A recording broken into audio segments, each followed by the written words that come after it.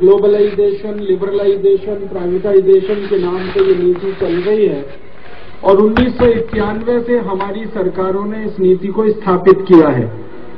उसके बाद से विदेशी कंपनियों की संख्या बहुत तेजी से बढ़ रही है।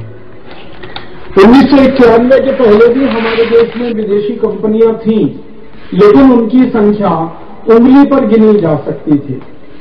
लेकिन 1991 के बाद विदेशी कंपनियों की बाढ़ आ गई है हमारे देश में।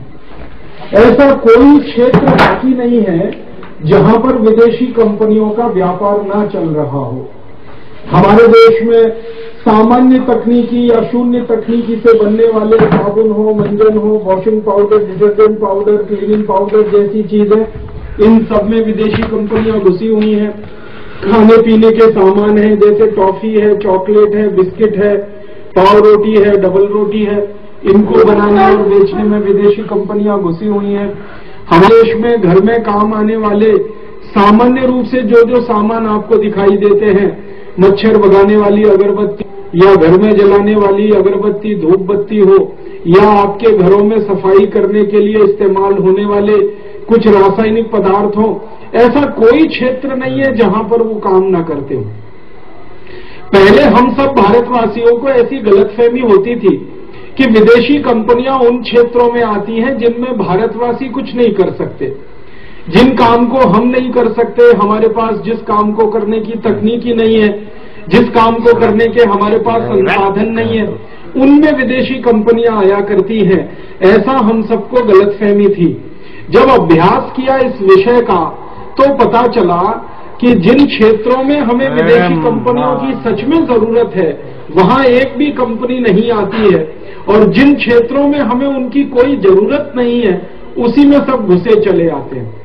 जैसे मैं उदाहरण के लिए कहूं, हमें सैटेलाइट बनाने पड़ते हैं और अंतरिक्ष में भेजने पड़ते हैं। सैटेलाइट बनाना दुनिया की सबसे जटिलतम तकनीकी माना जाता है, लेकिन सैटेलाइट बनाने के क्षेत्र में अभी तक एक भी विदेशी कंपनी भारत में नहीं आई है। इसी तरह से हमको सुपर कंप्यूटर बनाने पड़ते हैं और भारत में उनका इस्तेमाल करना पड़ता है। आप ये जो टेलीविजन का प्रसारण देखते हैं अपने घरों में, और इस समय भारत में करीब 350 टीवी चैनल जो चल रहे हैं, आप बटन दबाते ही चैनल को देखना शुरू कर देते हैं। ये सारा अद्भुत चमत्कार सुपर कंप्यूटर की मदद से होता है, और इस काम में हमें बहुत ज्यादा सुपर कंप्यूटर्स लगते हैं पूरे देश में। लेकिन सुपर कंप्यूटर बनाने के लिए आज तक एक भी विदेशी कंपनी भारत में नहीं आई है। फिर आप बोलेंगे तो सुपर कंप्यूटर कौन बना रहा है? सुपर कंप्यूटर हमारे देश के वैज्ञानिक बना रहे हैं, हमारी संस्थाएं बना रही हैं, और भारत की स्वदेशी कंपनियां बना रही हैं। एक भी विदेशी कंपनी ने हमारे यहां आके सुपर कंप्यूटर नहीं बनाया। इसी तरह से दुनिया भर में बहुत सारे विशिष्ट तकनीकी के क्षेत्र होते हैं, जैसे हथियार बनाने के क्षेत्र में, सुरक्षा के क्षेत्र में हमें तोप बनानी है, बंदूकें बनानी है, अच्छी पिस्तौल बनानी है, रिवॉल्वर बनानी है, परमाणु बम बनाना है, साधारण से लेकर विशेष किस्म के हथियार अपनी सेनाओं को बनाकर उपलब्ध कराने हैं। इसमें कोई विदेशी कंपनी भारत में नहीं आती है। एक ही आई थी जो भाग गई यहां से, उसका नाम था बोफोर्स, जिसका बहुत भूत और हल्ला पूरे देश में मचा। वो आई थी और थोड़े दिन में ही वापस चली गई। उसके बाद दूसरी किसी कंपनी की यहां आने की तैयारी नहीं है। तो सुरक्षा का क्षेत्र हो, सीमाओं की रक्षा की मामले हों, या हमारे देश में विशेष तकनीकी की बात हो, वहां कोई विदेशी कंपनी भारत में नहीं आती है। मैंने इस विषय का जब अभ्यास किया तो पता चला कि विशेष तकनीकी के क्षेत्र में कोई भी कंपनी इसलिए नहीं आती है कि अगर वो तकनीक लेते भारत में आएंगे तो उनको भारत के लोगों के स्वभाव का मालूम है। ज्यादातर विदेशी विशेषज्ञ जो है ना, वो ये कहते हैं कि भारतवासी बहुत होशियार और दिमाग से बहुत तेज हैं। एक बार कोई तकनीकी भारतवासियों ने देख ली तो वैसी की वैसी हूबहू दूसरी तकनीकी वो बना डालेंगे, और वो विदेशी कंपनियों का जो सारा कुछ कंट्रोल है उस तकनीकी पे, जो उन्होंने छुपा के रखा हुआ है उस तकनीकी को, वो उनके हाथ से निकल जाएगी, और वो निकल जाएगी तो फिर उनकी दादागिरी कम हो जाएगी। इसलिए वो डर के मारे नहीं आते। और उनका ये कहना है कि जैसे सुपर कंप्यूटर बनाने के लिए कोई विदेशी कंपनी आए तो उसमें भारत के कुछ इंजीनियरों को तो काम पे रखना ही पड़ेगा। ऐसा तो है नहीं कि सारे इंजीनियरों को वो अपने साथ अमेरिका और यूरोप से लेके आएंगे। तो उनको ये डर लगता है कि भारत के इंजीनियर जो उनके यहाँ काम करेंगे, उस तकनीकी को समझकर अगर बाहर निकल गए उनके प्रतिष्ठान में से तो वैसी दूसरी तकनीकी बना लेंगे तो वो पिट जाएंगे। फिर उनका सुपर कंप्यूटर से भी अच्छा भारत के लोग बना लेंगे तो उनका कोई नहीं खरीदेगा, बिकेगा नहीं। इसलिए वो विशेष तकनीकी के क्षेत्र में, जिसको उच्च तकनीकी कहते हैं, हाई टेक्नोलॉजी कहते हैं, सुपर टेक्नोलॉजी कहते हैं, उसमें वो नहीं आते कभी भी। उनका अपना डर है। और दूसरा कारण ये है कि ये जो विशेष तकनीकी का क्षेत्र होता है, हाई टेक्नोलॉजी का क्षेत्र होता है, इसमें मुनाफा ज्यादा नहीं मिलता। इसका मुनाफा बहुत कम होता है। अगर सुपर कंप्यूटर बनाने के काम में आप लगे हैं, या आप सैटेलाइट बनाने के काम में लगे हैं, या डिजिटल इलेक्ट्रॉनिक्स इक्विपमेंट बनाने के अभियान में आप लगे हैं, इन क्षेत्रों में हाई टेक्नोलॉजी में मुनाफा ज्यादा नहीं होता और विदेशी कंपनियों को कम मुनाफे पे काम करना मंजूर नहीं है, इसलिए वो नहीं आते। तो दो बड़े कारण से वो भारत में नहीं आते।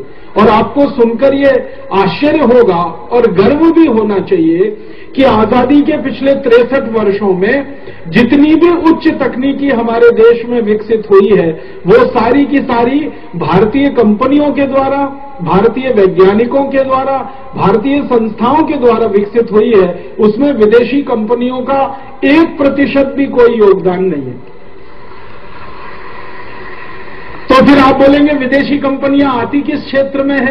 विदेशी कंपनियां ऐसे क्षेत्र में आती हैं जिनमें कोई टेक्नोलॉजी नहीं लगती, जिनमें कोई तकनीकी नहीं लगती, जो सामान बहुत आसानी से बनाया जा सकता है और जिन सामानों को आसानी से बाजार में बेचा जा सकता है। और इस क्षेत्र में आने के पीछे दो बड़े कारण हैं। सबसे बड़ा कारण है कि ये जो शून्य तकनीकी का क्षेत्र है उत्पादन का, इसमें मुनाफा सबसे ज्यादा होता है। आप हैरान हो जाएंगे ये सुनकर कि शून्य तकनीकी के उत्पादन क्षेत्र में मुनाफा कई बार 20,000% तक होता है, कई बार 40,000% तक होता है, 50,000% तक का मुनाफा होता है। इसलिए वो इस क्षेत्र में आते हैं। और इसमें फायदा क्या है? थोड़ा सा पैसा लगाते हैं और बहुत जल्दी उनको कमाई होना शुरू हो जाती है। और भारत जैसे देश में वो इसलिए विशेष रूप से आ रहे हैं, मैंने बताया ना 1991 के बाद से बाढ़ आ गई है विदेशी कंपनियों की। बीमा के क्षेत्र में विदेशी कंपनियां, बैंकों के क्षेत्र में विदेशी कंपनियां, शिक्षा के क्षेत्र में विदेशी कंपनियां, चार्टर्ड अकाउंटेंसी के क्षेत्र में विदेशी कंपनियां, वकालत के क्षेत्र में विदेशी कंपनियां, ट्रांसपोर्टेशन परिवहन के क्षेत्र में विदेशी कंपनियां, होटल मैनेजमेंट के क्षेत्र में विदेशी कंपनियां, रेस्टोरेंट के क्षेत्र में विदेशी कंपनियां, साफ सफाई करने वाले छोटे मोटे कामों के क्षेत्र में विदेशी कंपनियां, हर क्षेत्र में विदेशी कंपनियां घुस रही हैं। एक तो भारत सरकार ने खुली छूट दे दी है 1991 से कि कोई भी विदेशी कंपनी आए, भारत में कोई भी काम या धंधा करे और कितना भी मुनाफा यहां से कमा के ले जाए, सरकार की तरफ से उनको खुली छूट है। हमारे देश में मुझे बड़ा अफसोस होता है कि भारत सरकार ने भारत के लोगों को इस तरह की छूट नहीं दी है, लेकिन विदेशियों को इस तरह की छूट है। मैं कल के व्याख्यान में आपसे कह रहा था कि भारत के कई गांवों के किसान गन्ने से गुड़ नहीं बना सकते, उसके लिए कानून है और पाबंदी है, लेकिन विदेशों से आई हुई कंपनियां कुछ भी कर सकती है इस देश में। हमारे देश के किसानों के ऊपर यह पाबंदी है कि वो अपनी कपास को अपने इलाके के बाहर ले जाकर बेच नहीं सकते, उसका कानून है। अगर मध्य प्रदेश का किसान कपास पैदा करता है तो वो मध्य प्रदेश में ही बेचेगा और उसके नजदीक के बाजार में बेचेगा। अगर वो उस कपास को लाकर दिल्ली में बेचने की कोशिश करे तो पुलिस पकड़कर जेल में बंद कर देती है, उसको लाठियों से पीटा जाता है उस किसान को। तो किसानों को कपास बेचने पर पाबंदी है अपने क्षेत्र के बाहर, गुड़ बनाने पर पाबंदी है अपने इलाके में। ऐसी छोटी छोटी बातों से लेकर बड़ी बड़ी बातों तक भारत के लोगों को तो सरकार ने नियंत्रित करके रखा है, कंट्रोल करके रखा है, उनको छूट नहीं दी है। लेकिन विदेशी कंपनियों को खुलेआम छूट है इस देश में, वो किसी भी व्यापार में घुसे कोई भी धंधा करें, कितना भी मुनाफा कमाए, कितना भी भारत से बाहर ले जाए, कितनी भी चोरी करे, कितनी भी बेईमानी करे, उनके ऊपर कोई कार्यवाही नहीं होती और उनको कभी प्रश्न नहीं पूछा जाता।